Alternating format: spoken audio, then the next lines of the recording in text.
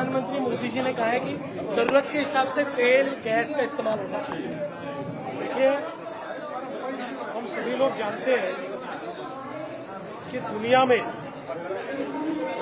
America, Israel और Iran के युद्ध के कारण तेल और गैस की कमी तैयार हुई है।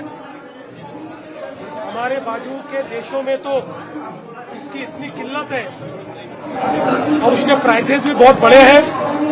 आज ही हमने देखा पाकिस्तान में 450 रुपये प्रति लीटर ये भाव उसका हुआ है।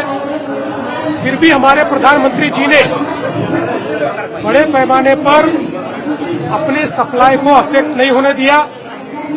हमको तेल गैस सब मिल रहा है, लेकिन अगर हम लोग इस तकलीफ को समझेंगे नहीं और इसका इस्तेमाल अगर ठीक ढंग से नहीं करेंगे तो मुझे ऐसा लगता है कि हमको भी किल्लत का सामना करना पड़ेगा।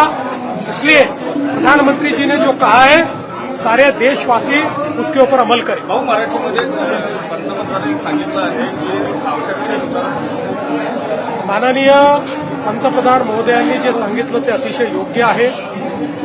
आपल्याला कल्पना आहे, खूप मोठ्या प्रमाणात अमेरिका, इस्रायल आणि इराणच्या युद्धामुळे जगामध्ये तेल आणि गॅसची कमतरता आहे। जगात अनेक देशात लॉकडाऊन चाललेला आहे।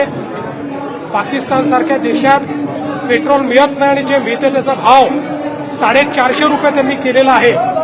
अशाही परिस्थितीत माननीय प्रधानमंत्री मोदयांमुळे भारतामध्ये तेल आणि गॅस आपल्याला उपलब्ध होतोय।